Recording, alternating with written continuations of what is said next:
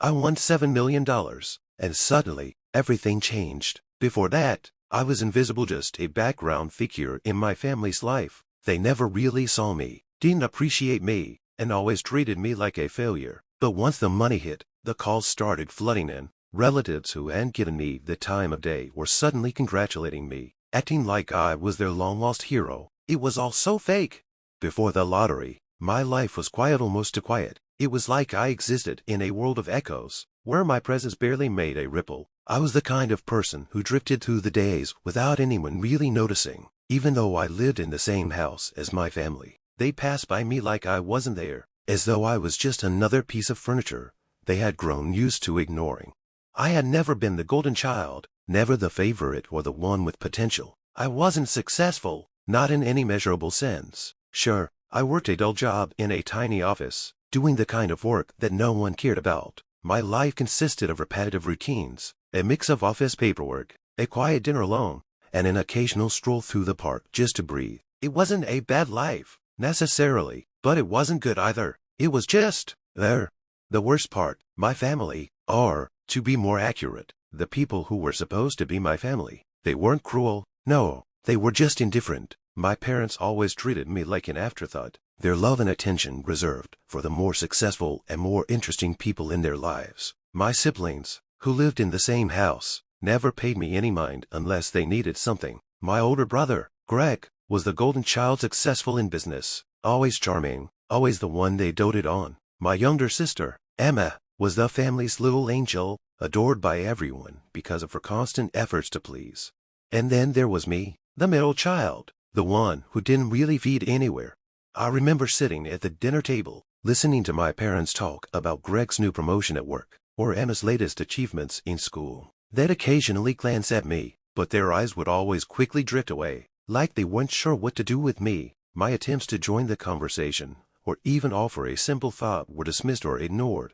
It wasn't always malicious. It was more that I wasn't part of their world. I was invisible. My existence didn't matter, unless it was for something practical. They'd ask me to do chores, clean the gutters, fix the leaky faucet, take out the trash, but they never asked me how my day went or if I had any plans for the future. My dreams felt like dust on a forgotten shelf. And then, one morning, everything changed. I had no idea that I was going to win the lottery. It was one of those stupid decisions I made on a whim, a random scratch-off ticket from the corner store on my way home from work. I didn't even believe in luck. Not really, but for some reason, I scratched the ticket with no expectation, just something to pass the time. When the numbers aligned, I thought I was seeing things. I rubbed my eyes. The numbers were still there. The prize amount was astronomical. $7 million.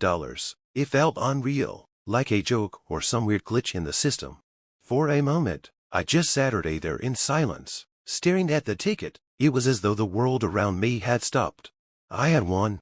I laughed to myself, not because I was happy, but because it didn't seem possible. There was no way, not for me, not for someone like me. But it was real.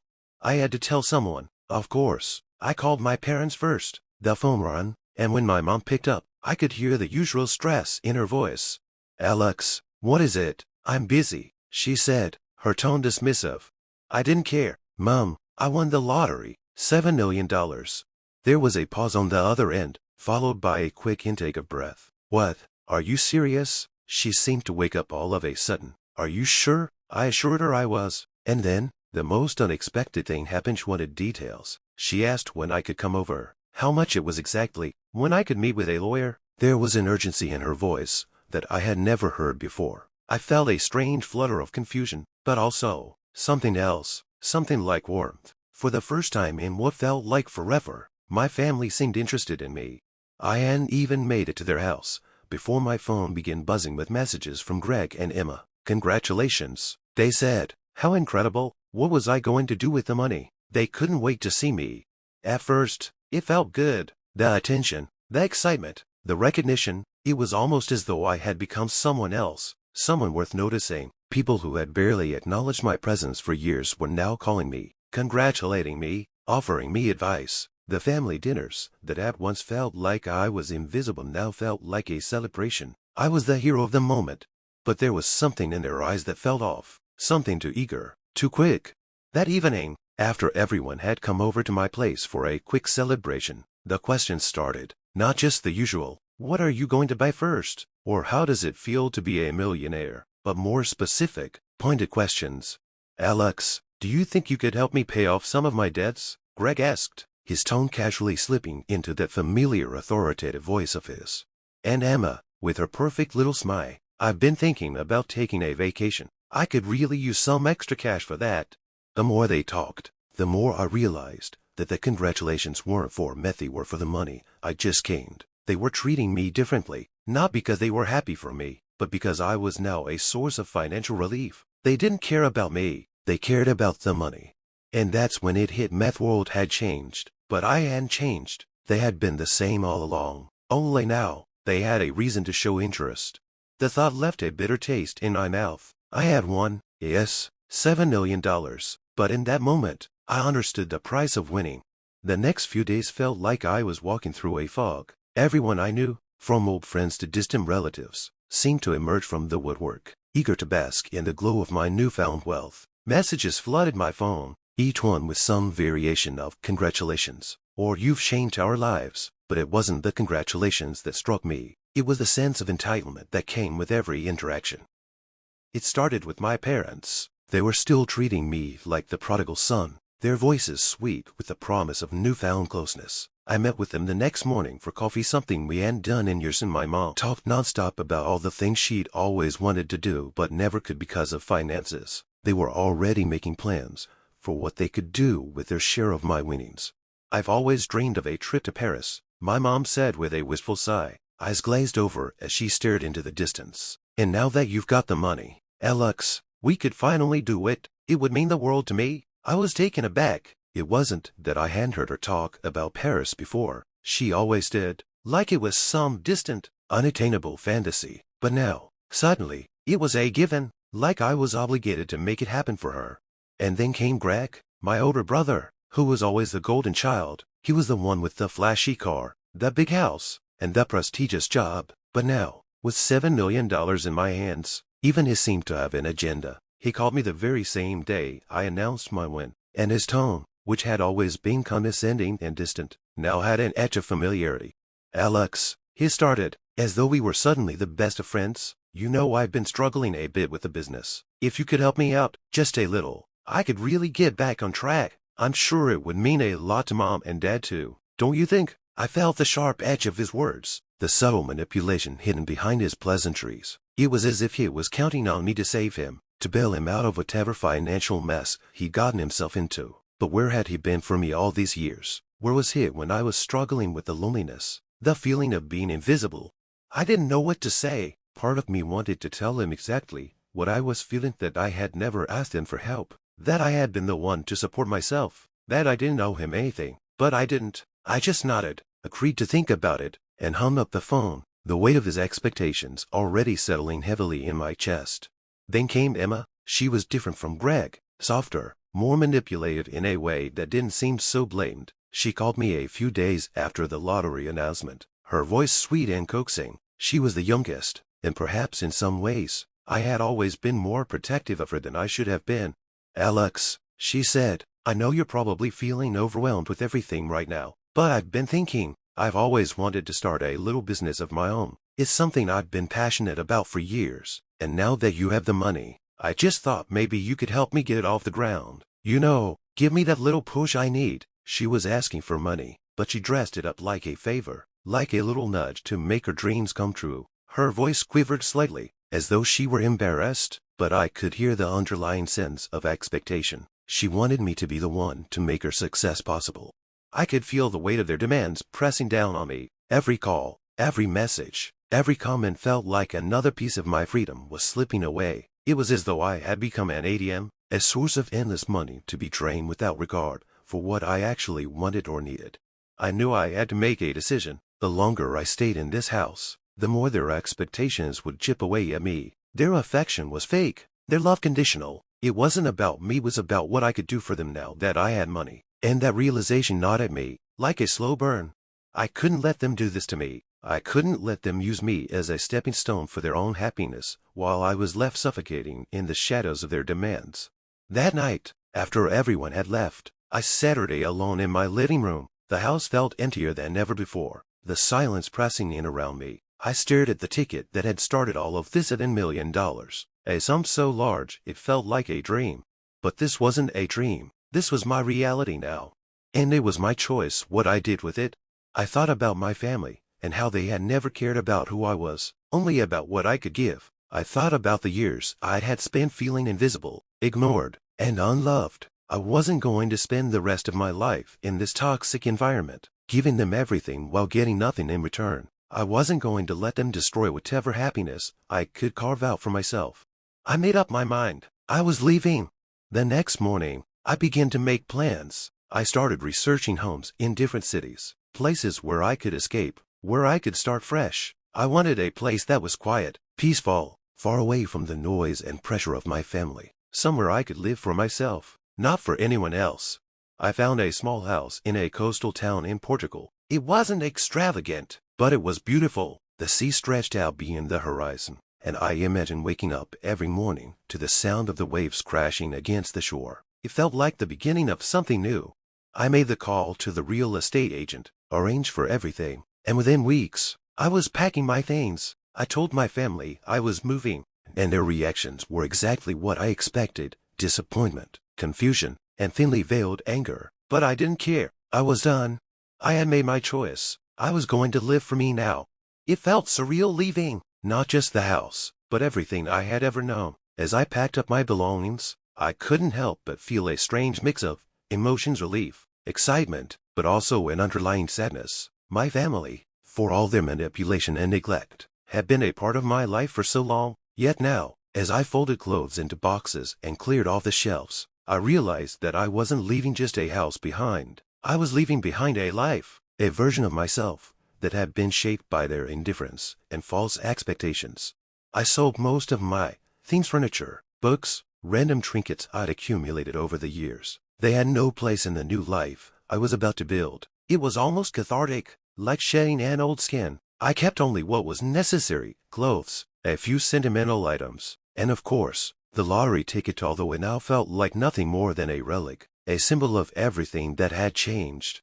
The day I left, I didn't say goodbye to anyone. I couldn't. My parents had tried to guilt-trip me into staying, claiming that they needed me and that it would be wrong to leave them now that I had the money. Greg had called, his voice unusually calm, but I could hear the undercurrent of frustration. "You don't have to do this, Alex. You're just running away from your responsibilities. What about the family?" he'd said. I didn't respond, just hung up, and made sure to pack my things quickly, avoiding the temptation to explain myself. I left without looking back. I didn't need their approval. The plane ride to Portugal felt like stepping into a different world. As the landscape shifted below me, the weight of the past seemed to lift. Bit by bit, I landed in Lisbon and immediately took a train to the coastal town where I had found my new home. It wasn't glamorous, but it was mine. The house was tucked away on a quiet street, a modest but charming whitewashed cottage with a small garden that overlooked the ocean. The sound of the waves crashing against the rocks below was constant, soothing, like a lullaby. The town was small, welcoming, and serene. No one knew me here, and that was exactly what I needed. I felt free in a way I hadn't in years. The first few days were a blur of settling in and packing, getting acquainted with the town, and simply breathing. I spent my mornings walking along the beach, watching the sunrise as I sipped my coffee. In the evenings, I'd sit on the small patio of my house, listening to the waves and watching the stars come out. It felt like I was slowly putting myself back together, piece by piece. But there were moments of doubt, times when I would sit alone in the silence, my thoughts drifting back to my family, to the people I had left behind. I wondered if they missed me, if they even cared. Would they try to find me? Would they come looking for me once they realized I wasn't going to play along with their games anymore? And yet, deep down, I knew the truth. They didn't care about me. They cared about what I could give them. I was a tool to think, nothing more. They would never have understood why I left. Not truly. So, I pushed those thoughts away. I had to focus on my new life, the one I was building for myself. And for the first time in a long while, I felt a sense of purpose. I wasn't just living in the shadows anymore. I was living for me, for what I wanted.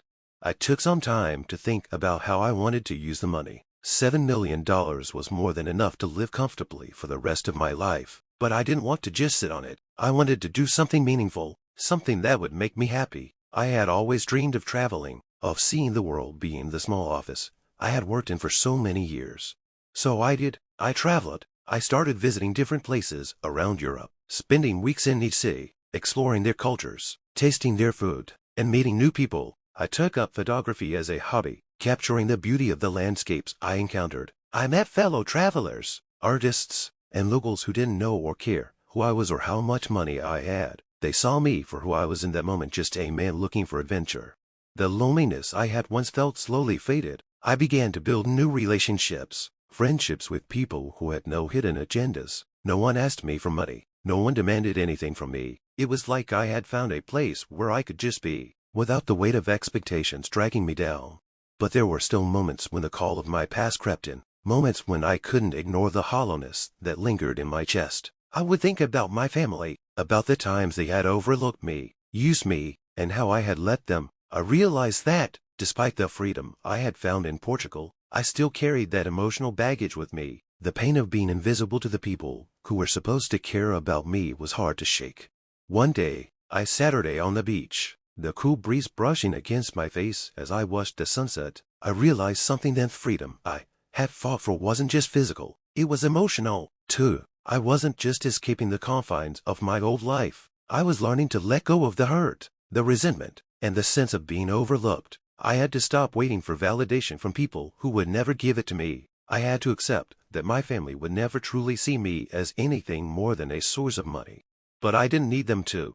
I had found something more valuable than their approval: my own peace. I had given myself the permission to live for me, to make choices that were mine alone. No one could take that from me. And in that moment, as the waves crashed softly against the shore, I felt a deep sense of contentment. I was no longer the invisible man. I was free. I smiled to myself, the saltwater breeze tugging at my hair, and thought, this is what happiness feels like. The weeks blended into months, and with each passing day, I felt more and more at home in my new life. Belworld, once so large and intimidating, had shrunk to the small, beautiful town by the sea. I spent my mornings walking along the beach, watching the fishermen cast their nets, and my afternoons wandering through the narrow streets of the town, where old cafes and little shops stood like quiet sentinels of a simpler time. I'd find myself lost in the rhythm of the days, the ebb and flow of life here, and I couldn't imagine going back to the chaos I had left behind. At first, I was unsure of what to do with my time. I had all this money, but I didn't want it to define me. I didn't want to be the guy who won the lottery that wasn't who I was. So I focused on finding things that brought me joy, things I had always pushed aside when I lived in the suffocating atmosphere of my family's expectations. I took up photography, like I had always dreamed of doing. The camera became my companion, a way to capture the fleeting beauty of the world around me. There was something deeply satisfying about the process: finding the right angle, waiting for the perfect moment, and then freezing it forever in a single shot. I had always been a quiet observer, but now I had a way of showing the world how I saw it. It felt like a new form of expression, a new way of being. I also started volunteering with a local community group that helped to preserve the coastline and teach visitors about the history of the area. It wasn't something I had ever considered back in the city, but here, in this new place, I found purpose in giving back to the land and people who had welcomed me so warmly. I found it strange, oh, how much I enjoyed the work. The people I met didn't want anything from me. They were simply passionate about their community, their land, and their culture. I felt, for the first time in my life, like I truly belonged. But even with all these new experiences, I still couldn't shake the echoes of the past. My family's voice, their demands, their constant need for attention and validation would creep into my thoughts at night. I had left them behind, but I hadn't fully left behind the emotional scars they had left on me. I had assumed that cutting ties with them would make everything easier. I thought I would feel pure freedom, like a weight had been lifted. And at first, I did, but the loneliness still lingered, a quiet hum in the background of my new life. I realized that, while I had escaped their manipulation, I hadn't yet freed myself from the emotional grip they had on me. I didn't just need to distance myself physically, needed to let go of the pain they had caused, the resentment that had built up over the years. One night, as I Saturday on the patio of my house, the sea breeze cool against my skin, I thought about the first phone call I'd received after winning. It was from my mom, her voice so warm, so eager. She had acted like she had been waiting for me to come into the money. like everything in my life had led to that single moment where I could finally be of value to her. I had never told her how much that hurt, how every congratulations felt like a dagger in my chest, because I knew it wasn't for me, it was for the money. They never once asked how I was feeling, what I wanted, what I dreamed about. No, it was always about what they needed, what they could get from me. I took a deep breath and closed my eyes, trying to push away the bitterness that threatened to rise. I had made the choice to leave them behind, to step away from that toxic environment, but as I sat there, I realized that I needed to make peace with my decision. I couldn't keep letting their behavior haunt me, couldn't keep carrying the weight of their neglect and manipulation. I had to accept that they might never see me as a person, but only as a means to an end. That night, I wrote them a letter. It wasn't a letter filled with anger or accusations. It wasn't meant to hurt them, but to release myself. I simply told them that I had made a new life for myself, that I was happy where I was, and that I would not be coming back. I explained that I had to live for me now, and that I could no longer be their source of support, their emotional punching bag, or their financial crutch. I didn't expect them to understand, and I didn't need them to.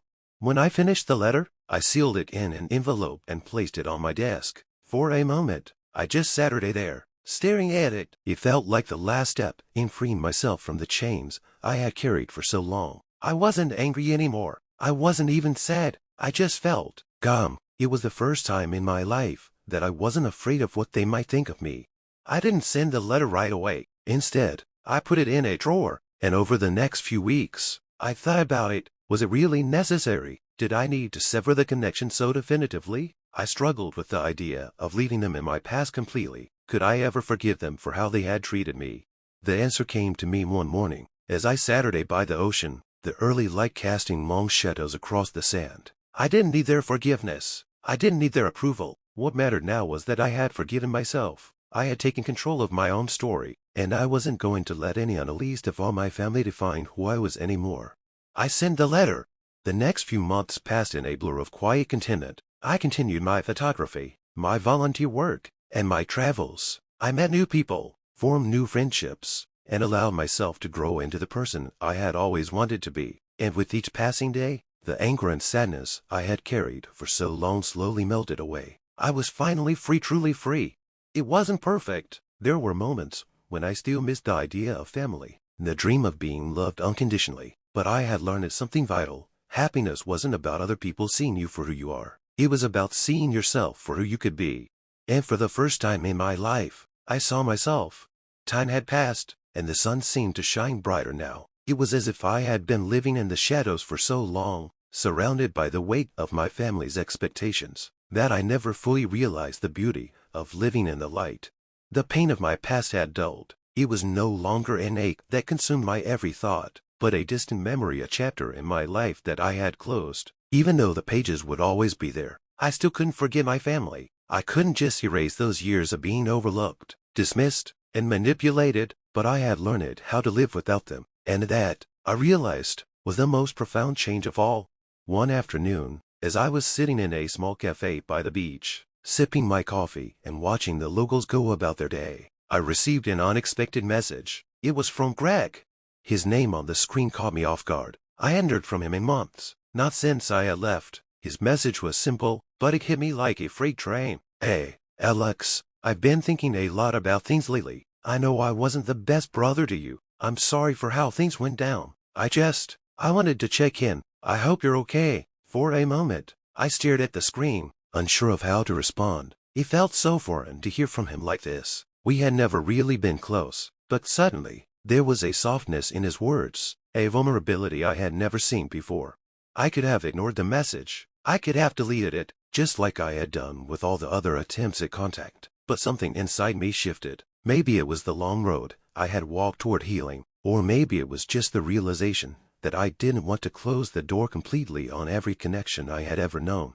I typed a response, taking my time to craft my words. I'm doing well, Greg. It's been a strange journey, but I'm finding my way. I don't think you ever really understood what it was like for me back home, but I appreciate you reaching out. I'm at peace now, and I don't want to go back to the way things were. I've moved on, but thank you for your message. It means more than you think. I hesitated for a moment before hitting send, unsure of what I expected from this small exchange. Would it open a door to something more, or would it just be a brief moment of acknowledgement? Nothing more than a token gesture to soothe his conscience. To my surprise, Greg replied almost immediately. I get it. I was never there for you when you needed me, and I can't take that back. I've spent a lot of time thinking about that, and I want to do better. I don't expect things to change overnight, but if you're ever open to it, I'd like to try. I don't want you to feel alone. Alex, I'm sorry for everything. I felt a knot in my throat. The sincerity in his words was jarring, especially after everything that had transpired. It was so easy to think of him as the successful, distant brother who had always treated me like an afterthought. But now, he seemed different. His apology wasn't perfect, and maybe it was long overdue, but it was something I hadn't expected to receive from him. And yet, even as the pain of the past flickered in the background, I couldn't help but wonder, was it too little, too late?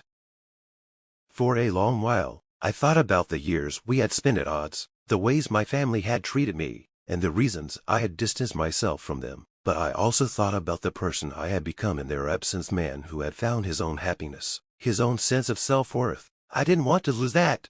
I took a deep breath and responded. I don't know if we can go back to the way things were. Greg, I've been hurt, and I've had to let go of a lot, but I'm willing to talk. If that's what you want. I'm not the same person I was when I left, and neither are you. I think we can start fresh. No expectations, just seeing where things go. And so, it began. A slow, tentative reconciliation. We exchanged messages, then phone calls, and eventually, after months of reaching out in small ways, we agreed to meet. It wasn't a grand reunion. We didn't fall into each other's arms, crying with joy, but it was something. It was progress. The day we met, it was at a cafe in Lisbon. I was nervous, unsure of how to approach the strange new version of my brother. He had changed. I could see that. His face had softened, and his posture was less arrogant, but beneath the surface, I could tell there was still that sense of entitlement, just a little, lingering in the way he spoke.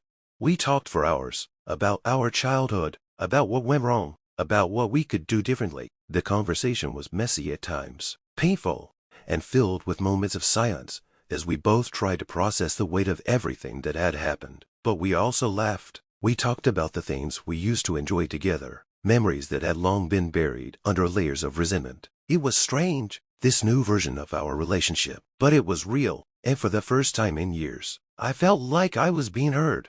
As the sun began to set, casting a golden glow over the city, I realized that something had changed in me too. I had spent so much of my life running from my family, from the pain, from the past. But I wasn't running anymore. I wasn't afraid to confront my emotions, to allow the healing process to unfold in its own time.